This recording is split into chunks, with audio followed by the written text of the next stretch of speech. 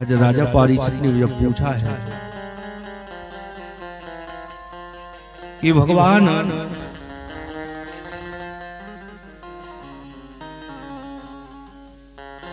उम्र भी नहीं देखते, भगवान पढ़ा लिखा भी नहीं देखते, भगवान जाति भी नहीं देखते, तो भगवान किसको मिलते हैं? बोले महाराज विस्तार से हमको बताइए। ठीक है, सुखदेव जी महाराज बताते हैं, कहते हैं राजा पांडवों जब कौरव उनके ऊपर अन्याय कर रहे थे, उनको लाक्षागृह में मारने का प्रयत्न बना,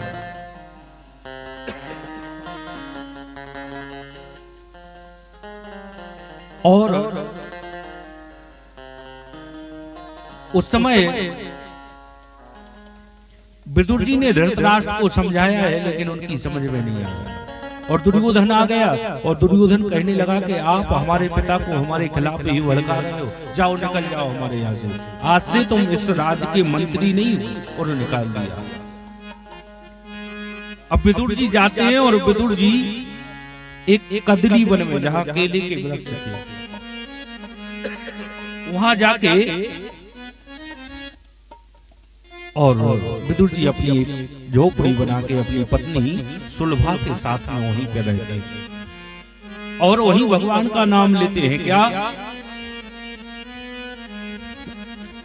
ओम नमो भगवते वासुदेवाय, ओम नमो भगवते वासुदेवाय, ओम नमो भगवते वासुदेवाय, ओम नमो भगवते वासुदेवाय, ओम नमो भगवते वासुदेवाय, ओम नमो भगवते वासुदेवाय, ओम नमो भगवते वासुदेवाय। सब लोग ताली सेवा करते हुए ओम नमो भगवते वासुदेवाय, ओम नमो भगवते वासुदेवाय। आज विदुर जी महाराज भगवान का कीर्तन करते करते और नदी पे गए, और नदी पे जाके विदुर जी ने क्या देखा, क्या सुना? विदुर जी ने सुना है कि आज मेरे कन्हैया, मेरे द्वारकाधीश आज पांडवों के भाग्य का फैसला करने के लिए आज आ रहे हैं हस्तिनापुर। आज उनकी रथ यात्रा आएगी। जब एक शब्द विदुर जी के कानों में जब पड़ गए तो खुशी से पागल हो गए विदुर जी, और नाचते नाचते भगवान का कीर्तन करते घर पहुंचे। ओम नमो भगवते वासुदेवाय, ओम नमो भगवते वासुदेवाय, ओम नमो भगवते वासुदेवाय।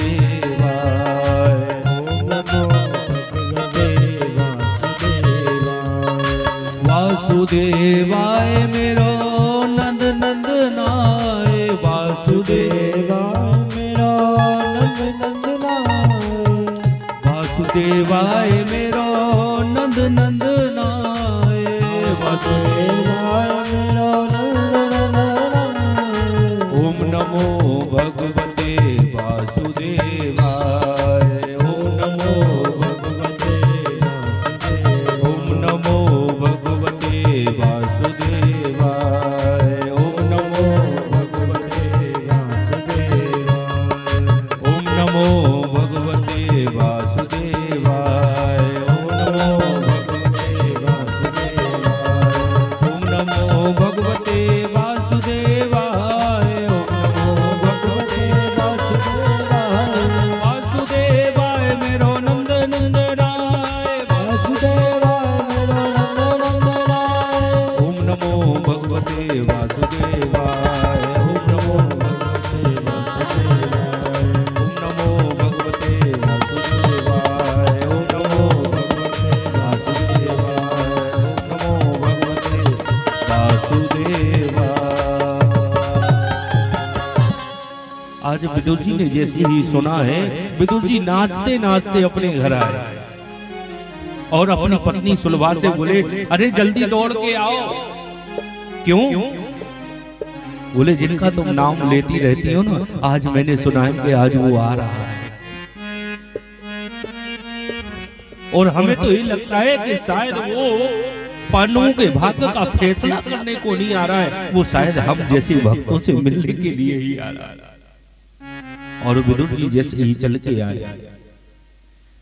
बोले, लेकिन स्वामी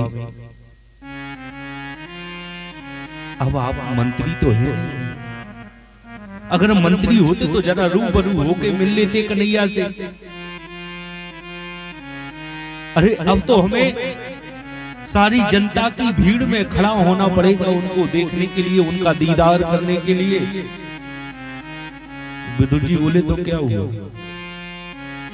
अरे हमारी आंखें उन्हें देख पाए या ना देख पाए, लेकिन वो तो जगतपति है, वो तो हमको देख सकता है ना। वो तो ना जाने हमको कहां से देख लेगा, हम देख पाए या ना देख पाए, लेकिन वो तो हमको देख लेगा। आज विदुर जी अपनी पत्नी को लेके जैसे ही आए, दुर्योधन ने इतनी सुंदर व्यवस्था कर रखी है कि भगवान का जब रथ धीरे धीरे जब चल के आ रहा है, ऊपर से भगवान के ऊपर फूल फेंके जा रहे हैं, जय जयकार लगाए जा रहे हैं, लेकिन भगवान ने नहीं देखा। क्यों नहीं देखा? देखो, दो चीजें होती हैं, एक कीर्ति और एक आकृति। कीर्ति कहते हैं किसको? कर्म को, और आकृति मीन्स वेशभूषा। हम भगवान के मंदिर जाते हैं तो वेशभूषा बना के जाते हैं, लेकिन भगवान वेशभूषा नहीं देखते, भगवान कीर्ति देखते। कीर्ति मीन्स कर्म देखते, तेरे कर्म कैसे, वेशभूषा कैसे भी वो चल जाएगी। तो भगवान ने वो जो ऊपर से फूल फेंके जा रहे थे उनको नहीं देखा। विदुर जी एक जगह खड़े हैं और सोच रहे हैं कि शायद एक नजर अगर कृपा की मिल जाए, एक नजर तेरी अगर मेहर की हो जाए तो मेरी जिंदगी निहाल हो जाएगी। विदुर जी तो कहते हैं क्या? तेरी एक नजर की बात तो है, वो मेरी जिंदगी का सवाल है। एक नजर अगर तेरी बिहारी की अगर हमारे ऊपर पड़ जाए, और भगवान ने उसी समय देखा है विदुर को और विदुर पत्नी सुलभा को। क्यों? क्योंकि भगवान को पसंद क्या है? भगवान को दिखावा पसंद नहीं है, भगवान को आडंबर पसंद नहीं है, भगवान को पसंद क्या है?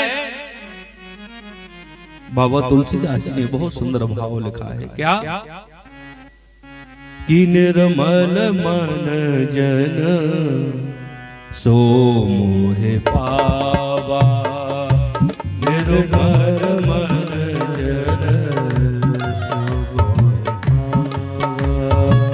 ये नहीं लिखा भगवान ने कि मुझे ब्राह्मण पाएगा, कि क्षत्रिय पाएगा, कि वैश्य पाएगा, कि शूद्र पाएगा। कौन? जन। निर्मल मन जन सो मोहे पावा, निर्मल मन जन सो मोहे कपट छल चित्र न भावा,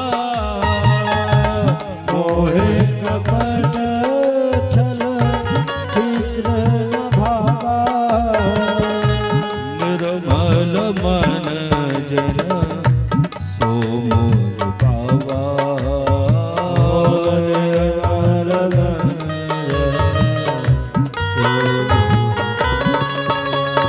भगवान निर्मल मन वाले को देखते हैं। और मन निर्मल कैसे होगा?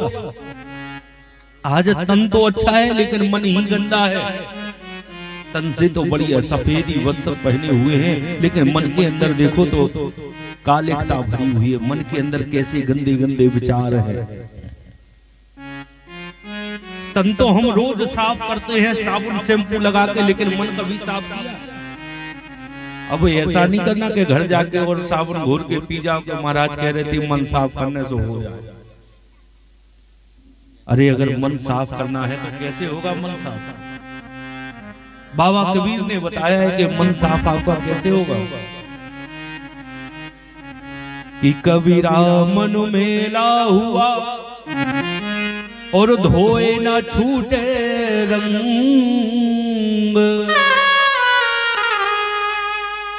कबीर बाबा ने कहा है कि कबीरा मन मेला हुआ, धोए ना छूटे रंग। कितने ही धो लो लेकिन वो रंग नहीं छूट रहा है जो मेला हो गया। कैसे छूटेगा?